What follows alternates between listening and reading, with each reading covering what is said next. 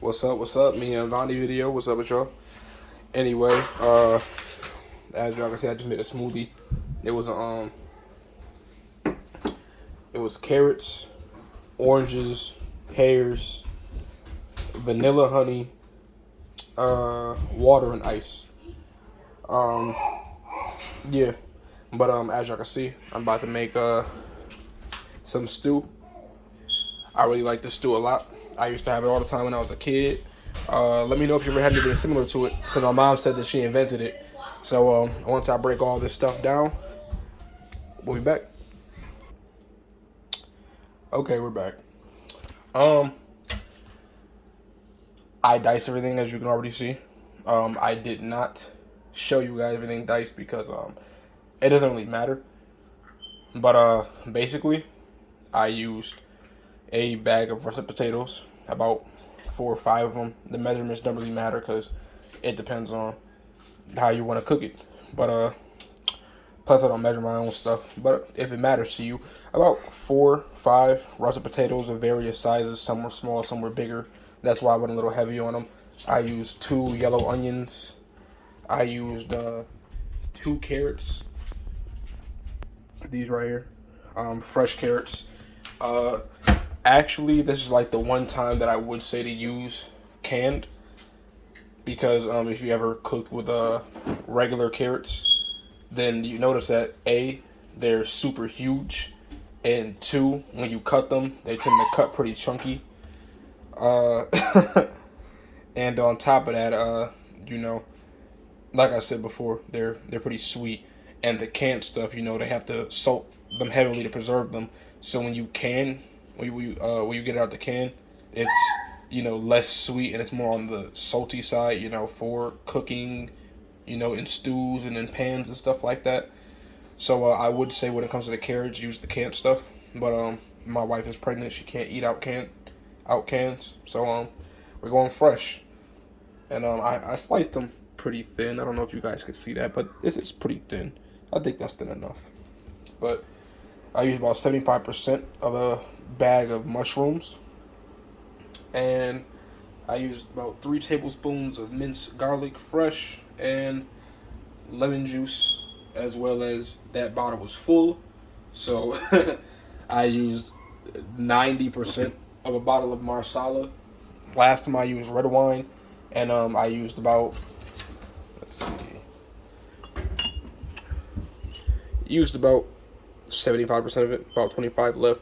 And my wife was like, "Oh, you should use more." And I'm like, "I don't have more." She was like, "Oh, well, you know, next time you should use you know, more. I want it to be even stronger. You could taste it, but I want to taste it." So I'm like, "All right." So I grabbed the marsala, you know. Daddy, I want to eat again.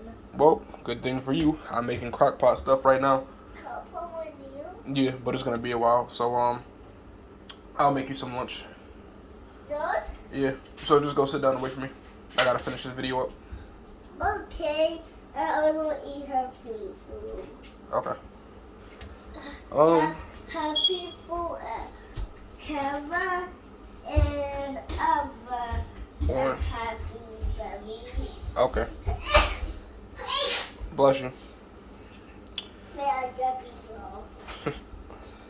But yeah, I sliced everything and diced everything except, you know, the mushrooms that came out the package. And I'm using chicken quarters. These are all breast, you know. It was a bag of them, so these are all breast size. You know, you could put, you know, probably, you know, deconstruct an entire chicken, you know. Put the wings and the legs and the breast in there, but we just have all breast for this recipe. And I've also used 2 containers of beef broth. My crock pot is not very large, as you can see. It might look large on camera, but you know, that's just the outside. The inside, you know, this little part that lift up. Okay.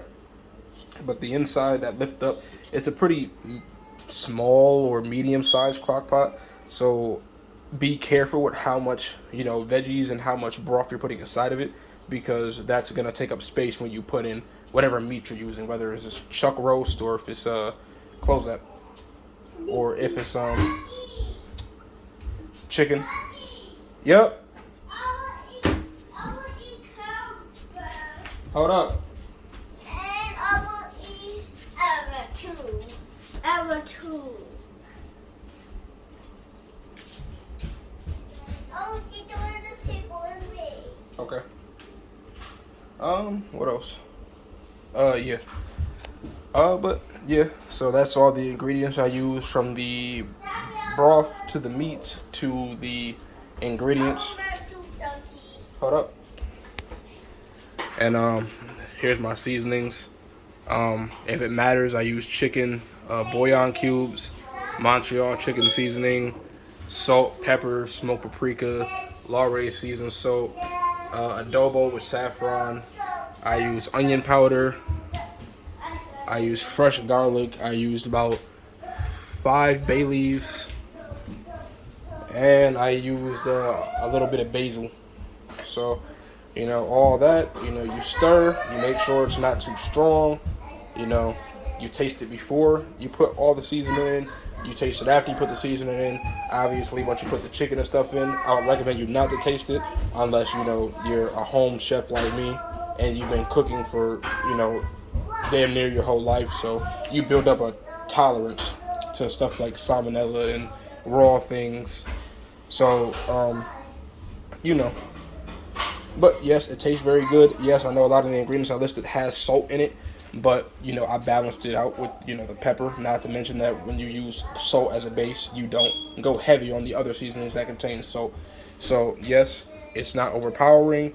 No, it doesn't have an extremely high sodium level or cholesterol level, and it's a pretty hearty and healthy soup that will last a couple of days. You know, last time I just made it with just solely chicken because I just wanted to see if I could recreate that taste and that flavor that I had when I was younger, and it came out successful. I can't wait to see what it tastes like with the Marsala wine instead of the red wine, and it's gonna stretch longer. Last time it lasted about 2 days, so it was just chicken and broth. But this time, since it's chicken, you know, vegetables like mushrooms, potatoes, onions, carrots, it'll last a decent amount. Because even when the chicken runs out, we still have all the vegetables. And I happen to love vegetables more than meat. So, thank you guys for watching.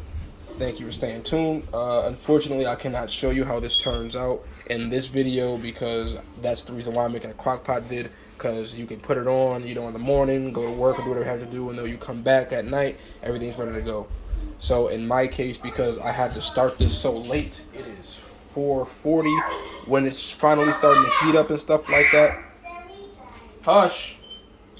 So it's 4:40 when I just started to put all this stuff in, and it's just now starting to heat up, and you know, the vegetables have to cook through, the meat has to cook through. Even when the meat and everything is done, the potatoes, I tend to notice, take a little bit more time to cook through. So, you know, this probably won't be done until like 12 o'clock at night, or, you know, something a.m. at night. And obviously the kids will be asleep by then, so this isn't going to be our dinner for tonight, but this is going to be our food, you know, for the following, you know, the following day. So I'm going to make something else, you know.